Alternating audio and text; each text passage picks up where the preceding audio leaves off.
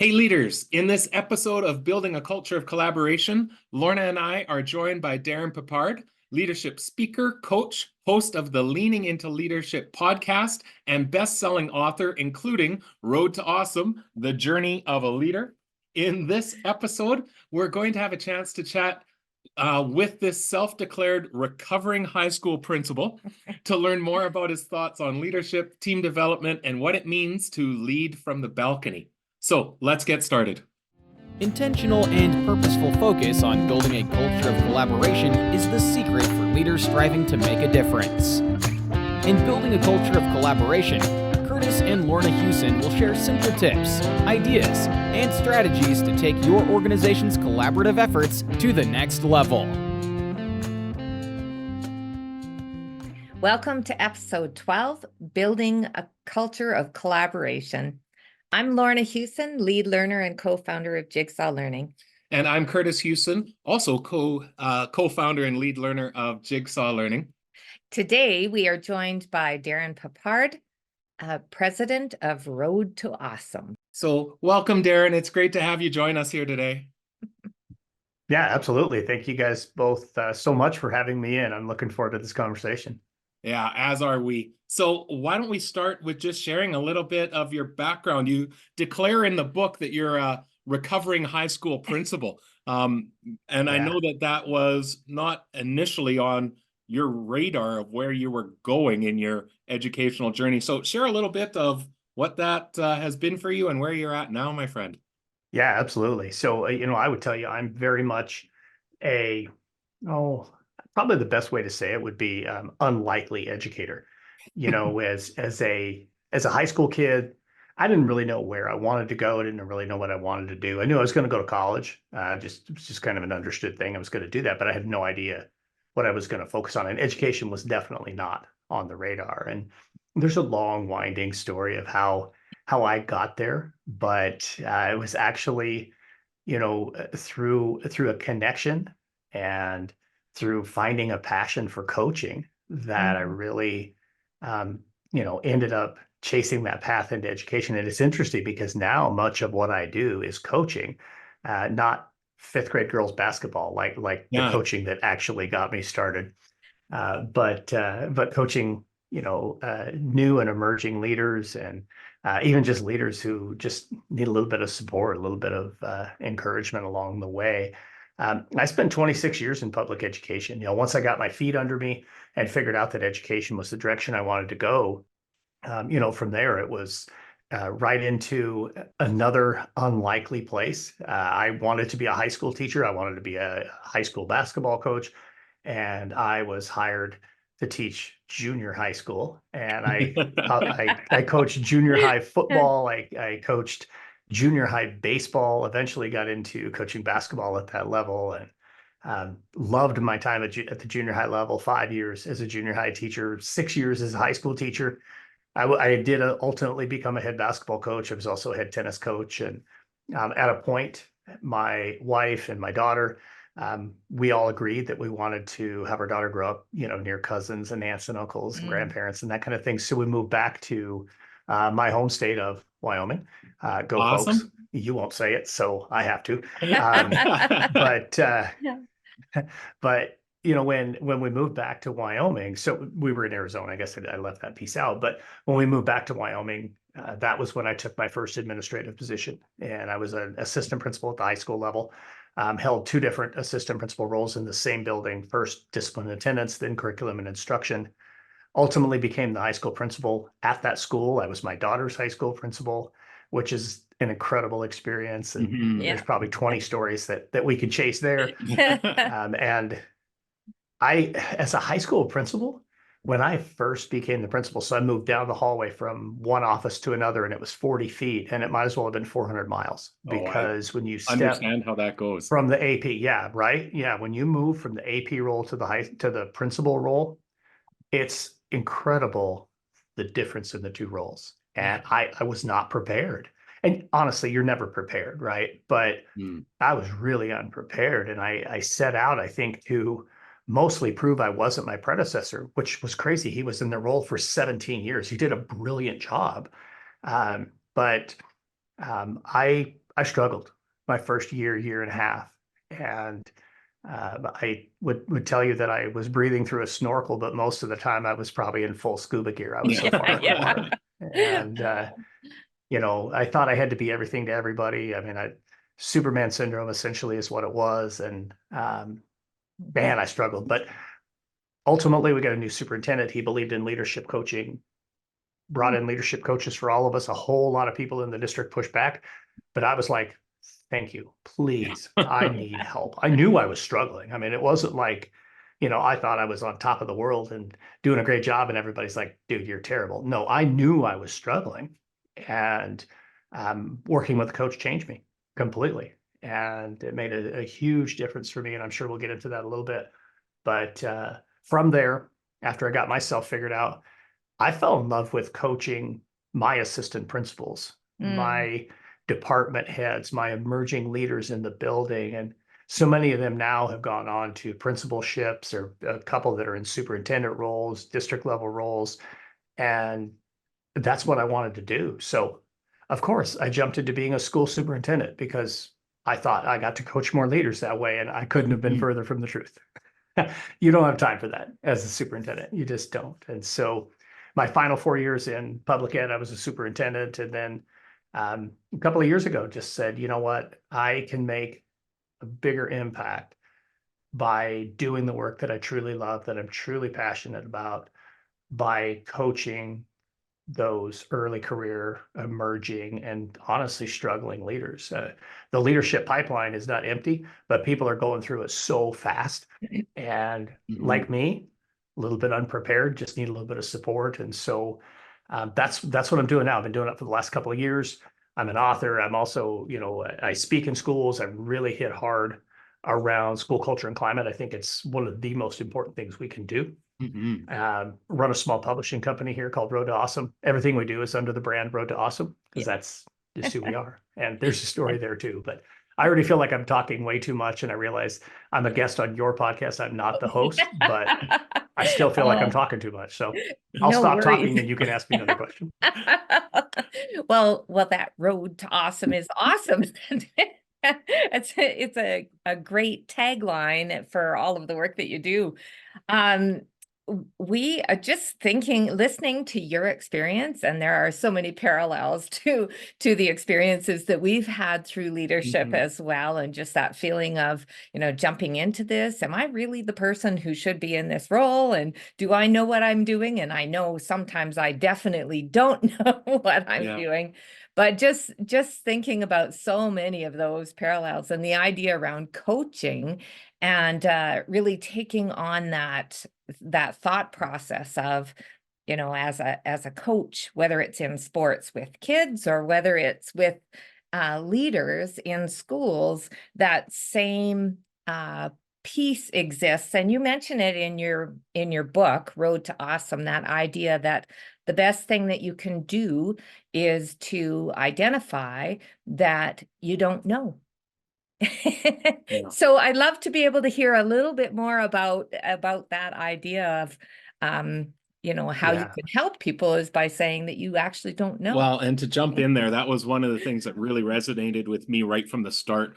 Was I've lived that same misstep that you referred to it as Superman syndrome of I'm in the leadership role, so obviously that means I fix everything that comes and know everything. But right. I mean, you have that statement, and I'll go word for word. Sometimes the best thing a leader can do is acknowledge what they don't know.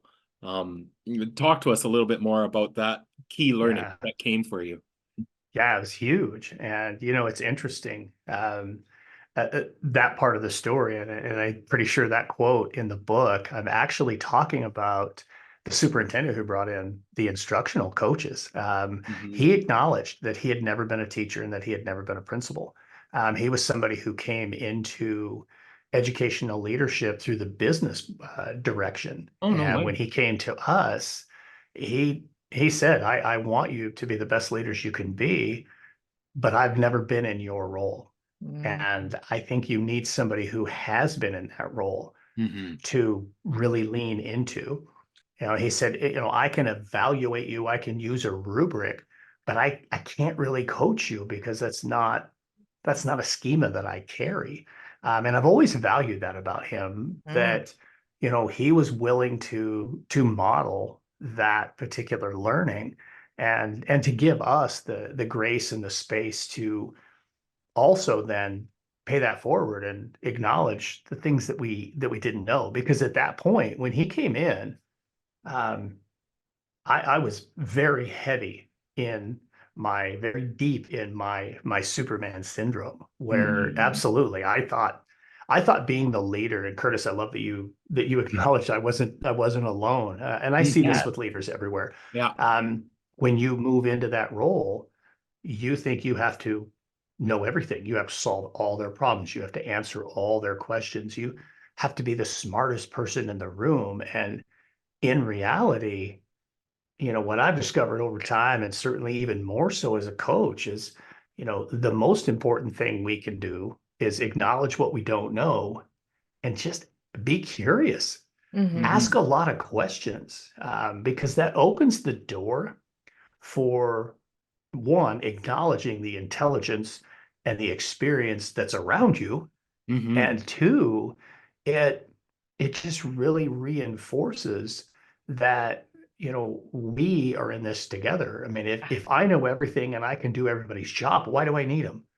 Right? That's not how it works. But so often leaders fall into that trap, Yeah.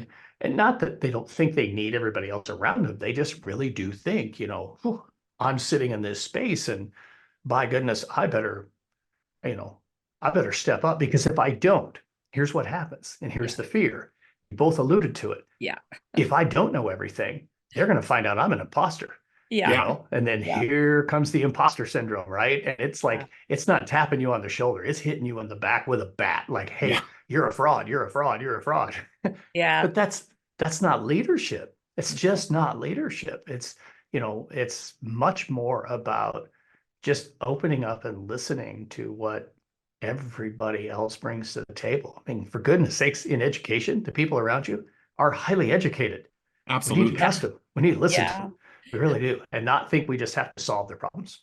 Well, I can remember being in what we call a collaborative team meeting where you're brainstorming and thinking of how to support. I can remember being in one with grade 1 teachers where an issue was brought up and everyone turned to so what should we do? And they turned to me and I went, I've never taught grade 1. You're the experts. Yeah. Let's rely upon one another. I can help facilitate that conversation, but my expertise my toolbox is nowhere near as deep as yours. Well, and I just think, that's definitely an aspect of being able to create that culture of collaboration, is having an environment where we're open and honest about, our skill. And we've got wonderful, like you mentioned, we've got amazing expertise in the room.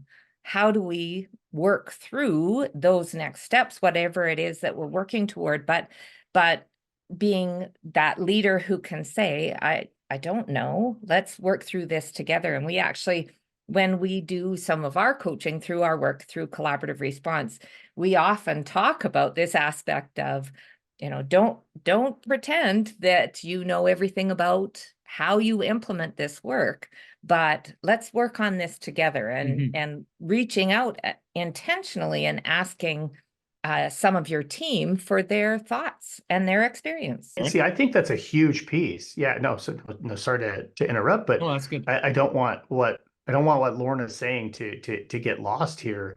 The I don't know, or I haven't done that, has been so amplified in the last couple of years. And, I remember as we were just starting to make our way back into classrooms, post-COVID, reminding my principals that forever, if you were a teacher and became a principal or superintendent or whatever, you could always say, hey, I've been there and done that.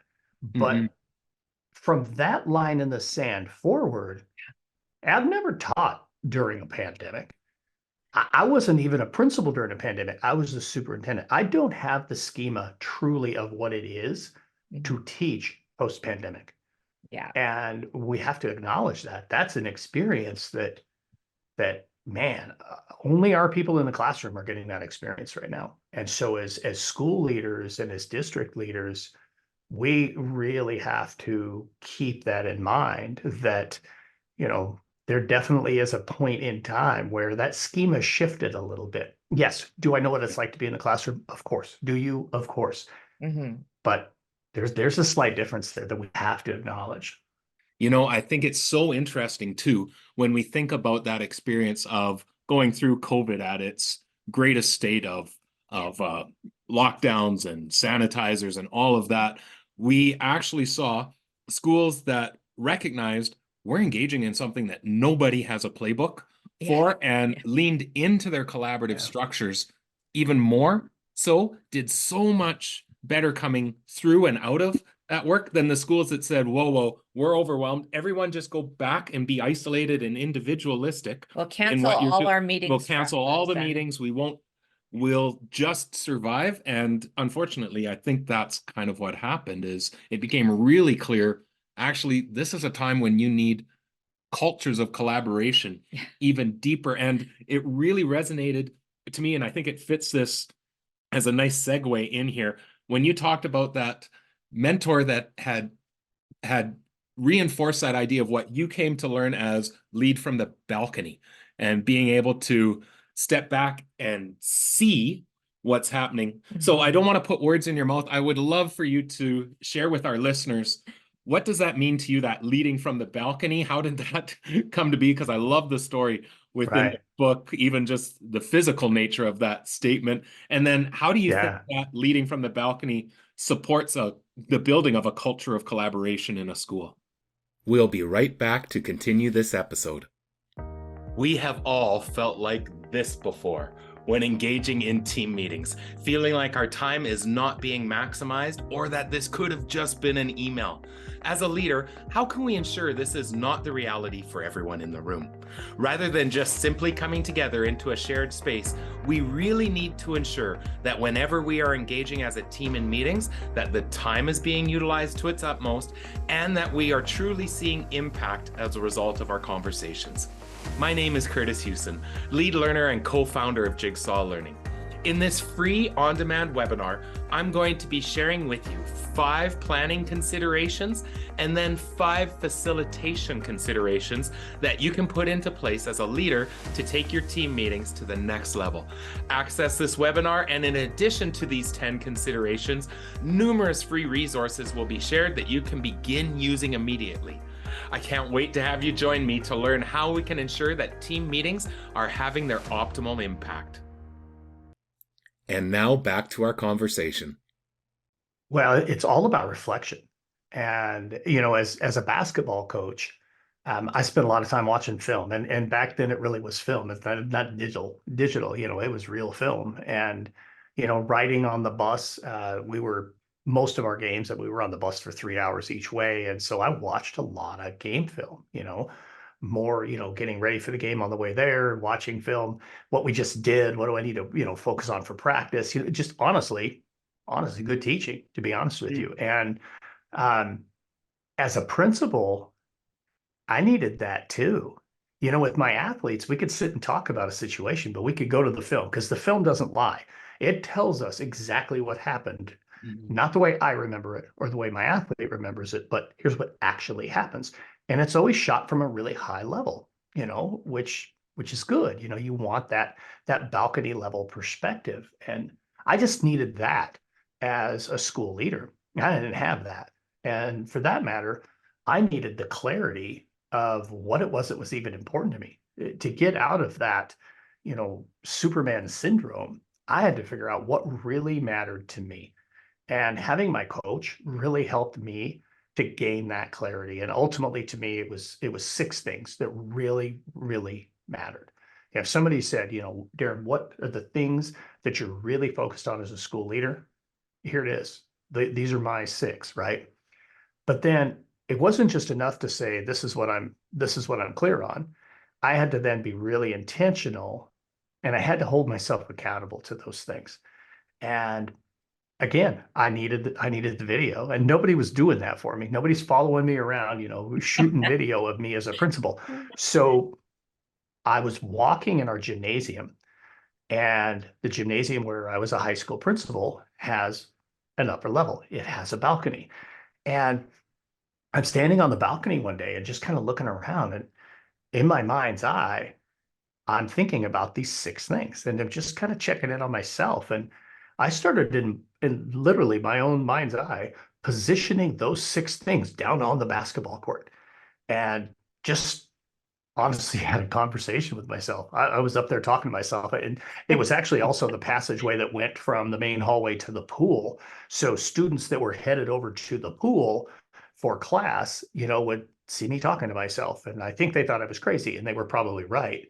But I'm I'm just thinking, okay, number one, building positive school culture and climate. How am I doing here? Am I really leaning into this? Am I really doing this work? And all the way through the 6 things that I was focused on, and including really caring for and letting our educators know we care about them, leaning into student voice, leaning into a culture of coaching, leaning into instructional leadership, and just ultimately being the champion of the organization. How am I doing in those levels? My secretary found out about it, and I think probably one of the kids was one of her grandkids, and went over and said, "Grandma, I think Pep's losing it. You better go talk to him."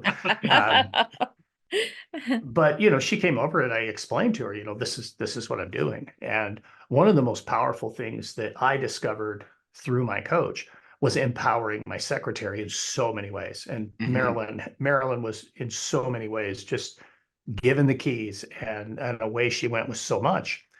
And she would remind me periodically, I think you need to go over on the balcony and check in on yourself. I think you're kind of losing your focus here and there. And then honestly, she would just start putting it on the calendar for me, and be like, "Marilyn, why does this say balcony on here? You need to get over on the balcony. I need you to refocus, Darrin." And so just being able to take the time, and this is critical. Leaders have to do this. You got to take the time to take a step back, take a step up, and take a breath. And the collaborative cultures, that those collaborative meetings that you guys are so deeply invested in and lead so very well, that's what that is. It's take a step back, take a step up, take a breath. Now, how are we doing? We need to check in on ourselves. And maybe that's looking at student data. Maybe that's looking at our own individual performance. I tell leaders all the time, if you want to know how you're doing with your priorities, just audit your calendar. If your calendar is filled with a whole bunch of stuff that has nothing to do with the things you put on the floor, from the balcony, you're not aligned with your priorities, and you're not focused on the work that needs to be done. So that's actually, I think, an extended version of that story. That's probably longer than how I told it in the book. It's beautiful. I love it. It struck me of, okay, the statement is powerful. I get it as a statement, but then to actually understand the physicality of the real application was even more powerful. That's fantastic. I love that you had a moment, that you have a story of a moment of clarity. And I think one of the things that jumps out to me here is then, clearly that has great impact on you as a leader and continued to impact you going forward. So how do you create that same intentionality, or teach leaders to go to that intentionality and clarity that you found on the balcony? Well, it really does start with, digging deep into what it is that we value. It's easy to say that, you guys talk about this in your book, all kids can learn. Okay.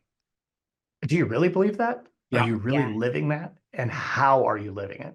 I mean, I'm not just looking for, hey, I got a cool statement. I mean, everybody puts lifelong learning in their mission statement. 100%. Big deal. Yeah. How are you proving it? How are you proving it? Because if you can go on the balcony and say, hey, I believe all kids can learn, and here's what I'm doing, that's a whole different thing, right? So for me, and I think this to me is the key of coaching. And honestly, if I could go back and be an athletic coach again, actually, or if I could just go back in time and tell myself, here's one tip that'll make you a better athletic coach, it would be curious. Ask really good questions, and not just one question, ask multiple questions. So when I'm asking somebody as a leader, tell me what you really value, and they say all students can learn, I'm going to hit them with probably 6 or 7 more questions to just continue to cause them to go deeper. I don't have to go deeper. They do, because it's their belief set, right? It's their value. And my job as the coach is just to keep digging, keep unearthing what it is that's really there that really drives them. From there, once we've got that clarity, then it's okay, let's start being really focused on how are you going to use your time? Yeah. How are you going to communicate this? It's one thing to say this is what I believe, but now I'm going to go out and I'm going to ask your staff. Oh, and I'm going to ask your kids. Am I going to hear something similar? Mhm. You know, is there an alignment with what you believe and what you actually do? And so I think just pushing people to really stay focused on the work that really matters. I like to go into a big thing around being a firefighter versus being a leader. Yeah. You know, so many leaders think the job is, number one, like we've talked, you know, be Superman to everyone. Mm-hmm. And number two, it's wait around for the crisis. That's my job. Yeah. You know, when we leave the classroom, oh, I want to go serve my teachers. And man, and when I was in the classroom, that one administrator, he didn't take care of the kids the way I wanted him to. That's what I'll do. That's like I don't know, an 18th of the job. I mean, there's just such a tiny, tiny fraction that is student discipline. There's Mhm. so much more to that, right?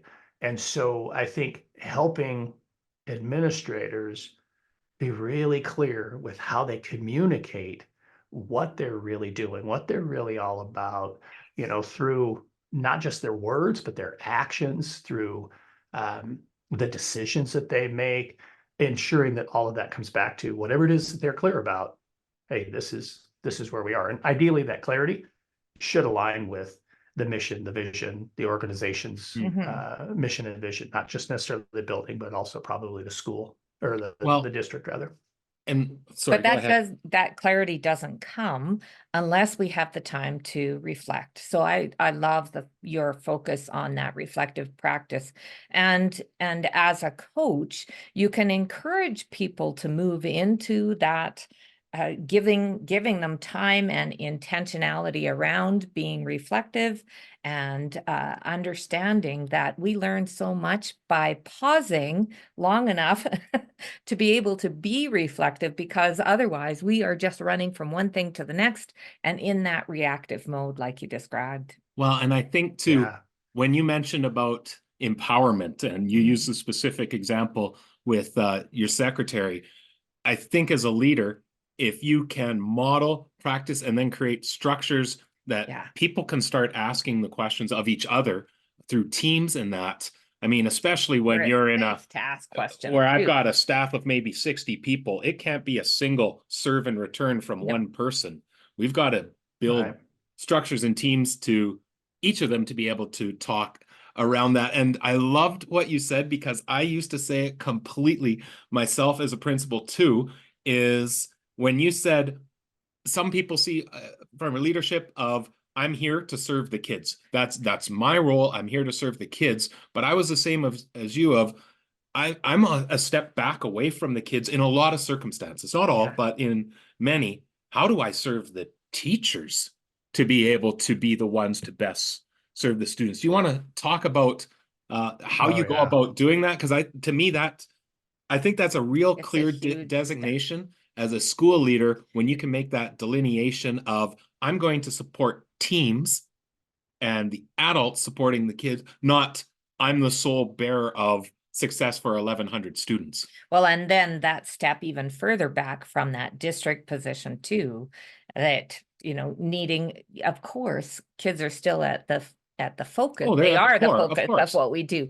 But how do we pull away from that thinking in enabling people to do the work that they need to do well? Yeah, that's two very, very great questions right there. Because I mean that is true. I mean, our work is to serve kids, but understanding that when you move from the classroom to an administrative role, your role has changed, and you're going to serve kids best by serving the adults. Mhm. And you're going to, you're still going to build relationships with kids, or at least you should. Yeah. I mean, the thing I miss the most, this is where the recovering high school principal piece comes from. The thing I miss the most is being in the hallways, Yeah. building relationships with kids.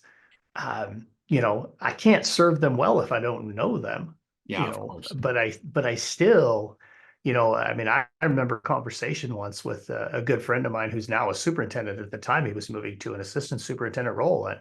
And he asked me, he's like, he's like, Darrin, I'm struggling here. And, I mean, I was a principal, now I'm the assistant principal. And I just asked him, I'm like, who do you really serve? And he's like, well, I serve the kids. I'm like, come on, like we all serve the kids. Let's go a little bit deeper. Who do you really serve? Who did you serve when you were the principal? Mm, Oh, I serve my teachers. Okay, so in this role now, who do you serve? yeah. I serve the principals. Yes, you Yeah. do. And how do you do that best? Right? I mean, one of my all-time favorite quotes, Rory Vaden said once, "We are uniquely positioned to help the person we once were." And, Well, that's a if you've great. moved, yeah, I just love that one.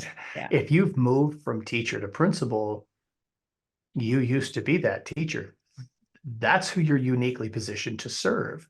You move from principal to superintendent or whatever, think about the person that you once were. And, you know, what did you need from your leader? And, if we always are thinking that in my role, I'm straight at serving kids, you're ignoring a really important group of people that truly need your support, and they need you to lead them. And if you don't see them, you can't lead them. So I just think that's a huge element that a little too often we forget. And it's not on purpose, and it's certainly not done with bad intent. I mean, saying I want to serve the kids is it's why you go into education, Mhm, yeah. right? But you've got to understand positionally, how do you best serve your kids, and then make sure that you're leaning into those people that you can truly make a difference with. Well, and really having the greatest impact for kids is focusing on the people that you can influence and support in the work going Mhm. forward too. Well, and we would argue, and I mean, Absolutely. the intent of this podcast is it's really hard to do that individually, one person at a time. And there's, of course, times where that has to happen, but how do you create systems of teams and structures so that it's not one, so that as a leader, we're not supporting one staff member at a time, the same way we don't want a teacher supporting just one kid at a time like that. Those are kind of recipes for burnout. We empower and we create systems and structures Yeah. and teams. And sometimes I think those systems don't have to be super complex. No, I don't think I so. mean, there are No. some that do need to, but just listening to you talk about that, just made me think of just a simple one that, and I share this with leaders all the time, because we struggle with the time bandits, right? As school leaders, we just, man, everybody wants some of our time, and for me, I mean, I walk down a hallway, with 110 teachers at my school. When I left, I think it was like 1,400 students. Um, I couldn't go anywhere without, hey, Darrin, can I talk to you real Yeah. quick? Hey, Darrin, got a question. Yeah. Just a Hey, Darrin, minute. can you get 2 seconds? Yeah, right. Well, a simple system there. And again, this was, empowering Marilyn, my secretary. But, it went from I would stop and stop and stop and stop and stop and stop and then be 15 minutes late for wherever I was supposed to be. It went to absolutely shoot Marilyn an email. She'll get you on my calendar. I'll come to you. Yeah. Yeah. That's simple, and then she knew, hey, when somebody came in, hey, I need 15 minutes with Darrin. It's not a pressing issue. And poof, she would schedule it. And, she would schedule it with me going to their room, because here's something, leaders, that's really important. Their time's more important than yours. I don't care what anybody tells you. Their time is more important. Yeah. Go to them on their prep. Don't make them walk to you. Go Yeah. to them. Plus, then you're out, you're visible, you're spending more time. But that system became, it became so ingrained that, just walking the hallways, it was just visiting with people on the way to something, as opposed to, hey, I need this, I need this, I need this. They just knew, I just need to reach out to Marilyn and she'll get me on the calendar. Well, and it's and I mean, like you it said, was powerful. Super simple structure, but Yeah. one that really puts some framework around, what is going to be manageable for staff and for the leader, but it doesn't have to be complex. But sometimes we do think about instilling those systems and the structures and processes for staff and in that leadership aspect, but sometimes we have people who push back against those. And just thinking, No, never. I thought it was just me. Yeah, this must be just an Alberta thing. Just Canadian. Yeah. Yeah, there you go. That doesn't happen on this side of the border. No. Yeah. So Darrin, just thinking about, what advice do you give to leaders who are facing those naysayers, or who are facing we want to be able to put these structures in place, but there's some people who are so tied to but we've always done it this way. Well, and especially when we're trying to create team structures. Yeah. How would you respond to somebody who says, I'm having difficulty getting buy-in? I just can't move And for those forward. listening, I did the air quotes around buy-in. I'm glad you did, because buy-in, I'm not a fan of the term buy-in anyway, We because that aren't means you're either. selling something. I mean, Yeah. that's not what it's all about. But I think so often we will get so wound up and caught up in the what that we're doing that we don't allow for the organic development of the purpose behind it. And I'll give you a simple example. One of my former athletes is an assistant principal now, and she and I had a conversation about a year ago. At that time, she's a second-year assistant principal now, but she was struggling with exactly what you just brought up. Mm-hmm. And I remember asking her, tell me what it is that you're trying to put in place. And honestly, she was working to put in quality PLC work and really have things driven off of, the 4, PLC at work questions. I mean, she was doing the right work. And she told me, she's like, well, Pep, it's so clear. I look at the data. I know what they need. Why won't they do it? And I remember asking her, did you ask them for their input? Did you even get from them what it was that they were wanting? Not that she was doing the wrong work. She wasn't. But a lot of times the work of the leader is to help them discover the painfully obvious on their own. Yeah. When we come at them, we're going to have a handful on any staff. I had 5. Bottom line, I had 5. And those 5, all 5 were very good teachers, but that's the way we've always done it, came from them all the time. Mm-hmm. Oh yeah, I did something like that. We just called it this. That came from them.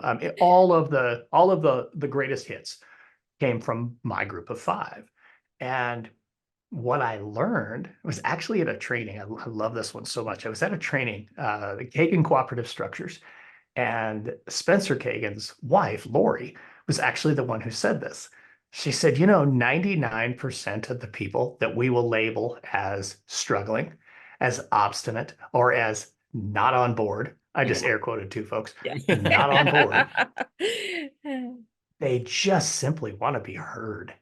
And we've got to give them the opportunity to be heard. But at the same time, here's the caveat with allowing everyone to be heard.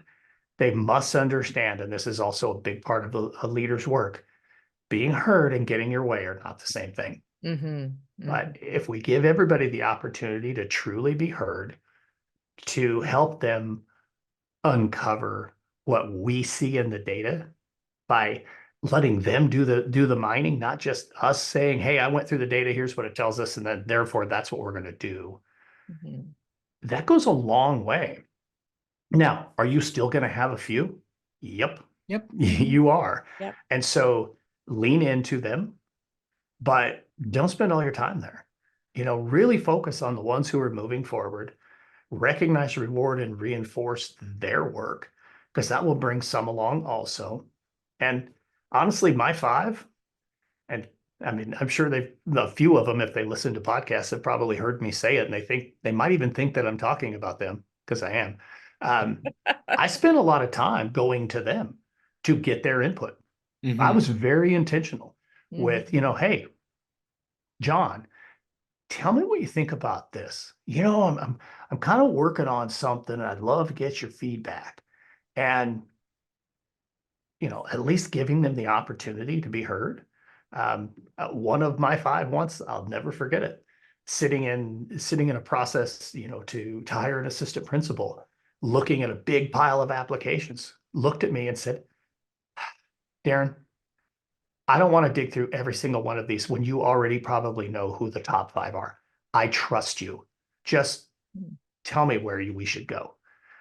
When we lean into them frequently, genuinely wanting their feedback, it builds trust whether we realize it or not. And I'll be honest with you, that moment when that person said that to me was like one of my highlight moments of my career. Yeah. And, like, wow. Now, was she still obstinate? Oh, of course she was.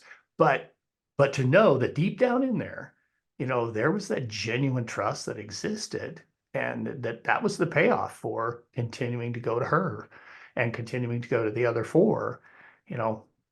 Hey, you build that trust by having conversations, not by avoiding them, not by being confrontational with them. You've got to genuinely lean into them and let them know that you're a little bit above that fray.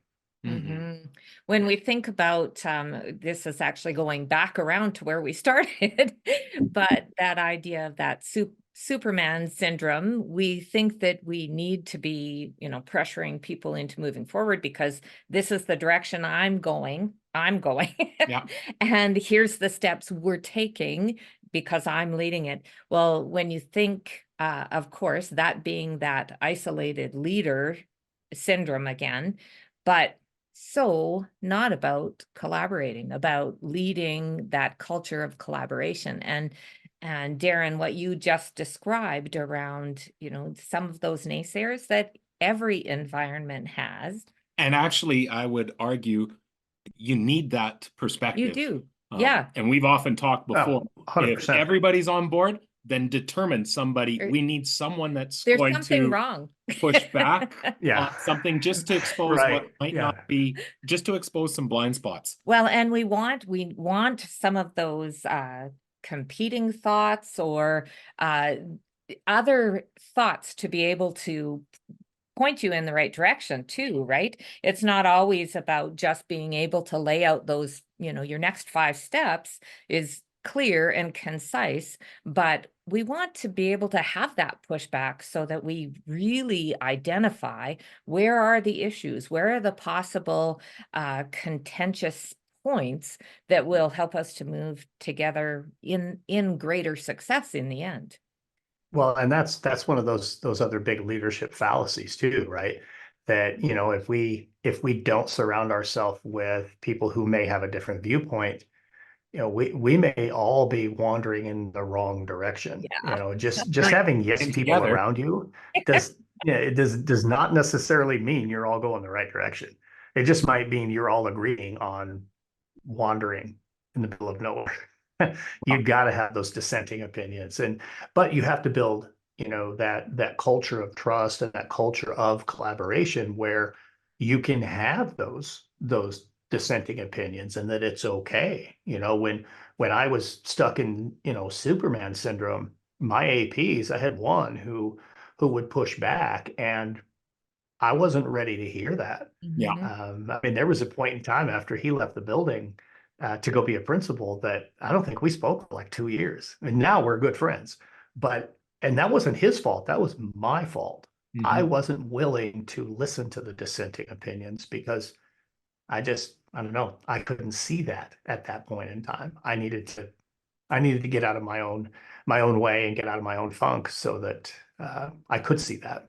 And once you do that, you're absolutely right. Getting those other opinions and getting, just simple questions like, have you thought about this? Yeah. Right? I mean, sometimes you'll do something and everybody be like, yeah, yeah, yeah. And if somebody, just one person would have said, hey, what about this? Might save you a lot of trouble. It's interesting that So you true. you mentioned that, because to me that's when I think you have a really high functioning collaborative culture. And I was reading about it in the book Creativity Inc. It was by one of the co-founders of Pixar, and he would talk about a structure that they put in place called brain trust. And essentially, at every stage of a movie development for Pixar, the brain trust would come together and they would engage in sometimes really contentious conversations, but it was hard on the idea, not the person. And getting to that place of trust that someone's pushing back, but it's not a pushback on Kurtis, it's a pushback on this idea that we've got. And if we can do that really constructively, we're going to end up in a better place altogether.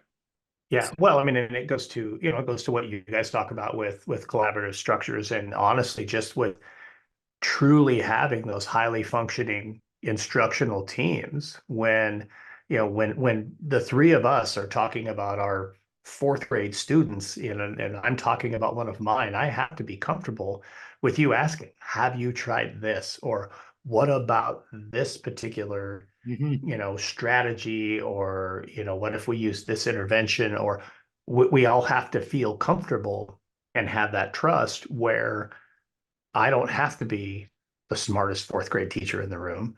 I'm part of a team, and collectively we're smarter than any of us individually. Absolutely. But a lot of people don't have that Mhm.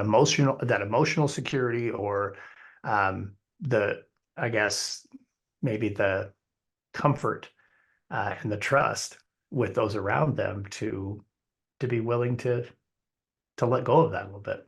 So, Darrin, I think this is a perfect time to lead to a bit of a summative question that we like to pose out to each one of our guests. That is, what advice might you give to those looking to create a culture of collaboration? You've shared a lot here, but if you could summarize, what advice would you give to that person that really wants to create a high functioning culture? And you've talked a lot about culture of collaboration in their building. We'll be right back to continue this episode. Are you looking to maximize the collaborative capacity of your school or district? Are you wanting to take your professional learning communities or response to intervention work to the next level? Have you started the work in collaborative response but are looking to reignite your plans? We want to have you join us at the 2024 Collaborative Response Retreat happening May 3rd and 4th in beautiful Lacombe, Alberta. Over the 2 days, we have an intentionally designed program of breakout sessions, panel discussions, and supported team planning time to ensure that you walk away with a plan for introducing or strengthening collaborative response in your organization for the upcoming year. With a concentrated focus on team planning, networking, and individualized support, the Collaborative Response Retreat is an outstanding opportunity to grow your team's understanding and implementation of this powerful support framework. We are also planning some fun social times so you can relax and enjoy some activities as a team in our historic community of Lacombe in central Alberta. In addition, participants will gain access to an extensive repository of online resources to deepen their understanding and support ongoing implementation. Plan to join a growing network of educators dedicated to responding to the diverse needs of their learners. We've capped our attendance at 140 participants, so make sure to register early to secure your team spot. We're looking forward to seeing you in Lacombe in May. And now back to our conversation. Well, I think with anything, with leadership, it all starts with clarity. What is it you really want to see? What is it that you're hoping to be able to create? I think, every leader, one of the biggest challenges and most important responsibilities that they carry is to create that compelling vision where everybody can see and feel and understand their individual role in getting to that compelling vision. You'll never get to a big, compelling vision without a culture that is focused on collaboration, that is focused on that we over me, if you will, that, hey, we're all in this together. But I think it starts with developing that clarity of what it is you really, really want. What are the roles and responsibilities you see for everybody involved? And then how do you go about being intentional, communicating that with them and helping them to fulfill that role? And whether that's providing professional development, that's providing, coaching, encouragement, support, guidance, maybe the occasional directive, whatever it might be. Um, Clarity and intentionality. I talk about it in everything, because to me, in leadership, without those two things, you're not going to accomplish anything. So that's the advice I would give is get clear and then get intentional about it. I'm smiling because we talk about clarity and intentionality all the time. Absolutely. So, Darrin, let our listeners know, how's the best way to get a hold of you and to learn more about the Road to Awesome work that you're doing such a great job leading, my friend. Yeah, absolutely. I appreciate that. So roadtoawesome.net is our website. Every page has a contact us link, has all of the information you need to know about us, from the speaking, the leadership coaching, as well as our publishing. You can email me through the website, or just Darrin at roadtoawesome.net. And then on social media, I'm Darrin M. Peppard on every platform. So it's pretty easy to find me. All right, awesome. And we'll make sure that that's included in the show notes. So thank you so much for sharing your insights, thoughts, and perspectives of how do we go about really intentional leadership for that culture of collaboration, and how do we sometimes step up to the balcony in order to get that clarity for us. Thank you so much, Darrin. It was a pleasure meeting with you and having that opportunity to talk and identify some common threads between us as we coach leaders in their leadership work. Absolutely. Thank you both so much. This was a lot of fun. It's a great conversation, and it was great. Thanks. All right. That was a wonderful conversation with someone who's now coaching leaders. Yeah. And has gone through that journey, and he talks about his road to awesome. The subtitle is The Journey of a Leader. And what are some key takeaways for you from this? I'll start off. The Superman syndrome.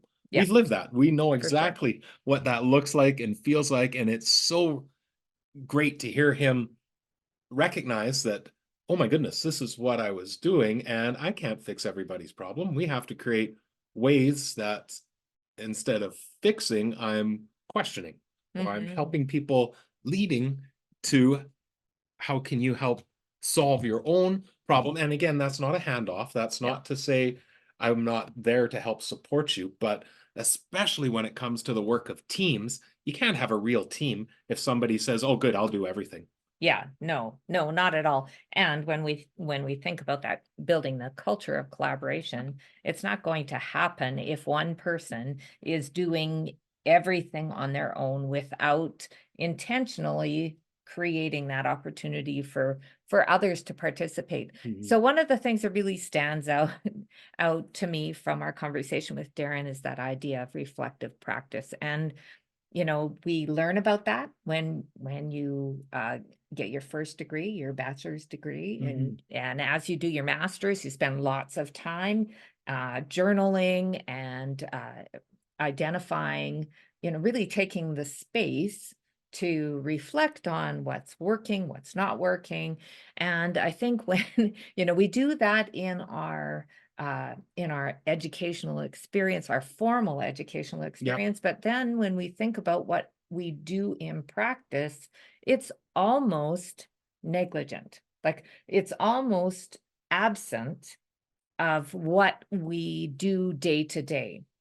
And so I love what Darrin is saying, that just to be able to take that pause to look at, what are the things that are happening, and we need to be able to reflect on, ask questions, and continually come back to, what is our intention in what we're trying to accomplish. But it does take time, intentionality, and clarity, which is another thing that we talk lots with Darrin about. you can't have a culture of collaboration if you haven't No. created real clarity on what is it that we're trying to accomplish. Yeah. Just we're working as a team. That can't be the No. end result. We're working as a team to accomplish something and being really clear and then intentional in that. How can we, and he used the word empower, how can we empower one another to be able to intentionally Well, meet those targets or this- those priorities that we're trying to set? This goes back to what we see over and over again, is that we create time for people to come together in a Mhm. team, but that's it. And sometimes don't, create that purpose or create the intention of what we're going to do and how we're going to function together. And that intentionality and clarity of purpose is so incredibly important.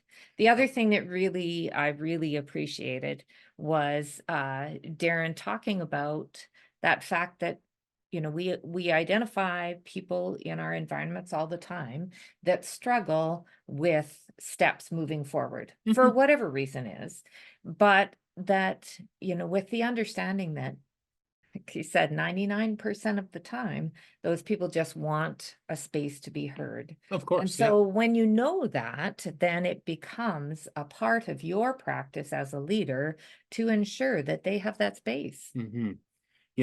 20 years from now, I'm not going to remember the specifics of this conversation, all the things that we touched upon, but what I am going to remember, the thing that is going to stick, is that idea of position yourself to serve the person you once were.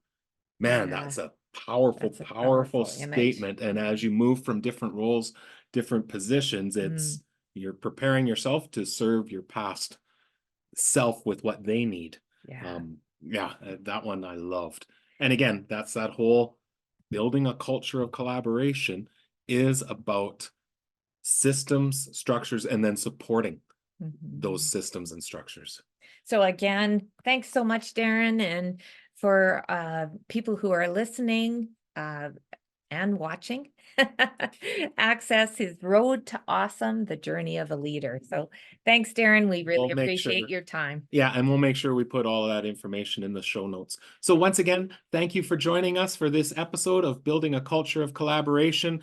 Please reach out if there's any questions that you have. There'll also be a link in the show notes for a discount coupon for our own text, Collaborative Response. And we really, really would appreciate if you share this episode with a friend, someone else that you think would value hearing from it. And we hope to be able to engage in our next episode of Building a Culture Collaboration to continue with our learning. So we wish you all the best. See you soon. For more on collaborative response, visit jigsawlearning.ca or join the JL Insider to receive access to newly added resources and content. Make sure to follow us on social media. Subscribe to the podcast and the Jigsaw Learning YouTube channel to access past and upcoming episodes. Join us again as we continue to share tips, ideas, and strategies to help you continue to refine your culture of collaboration.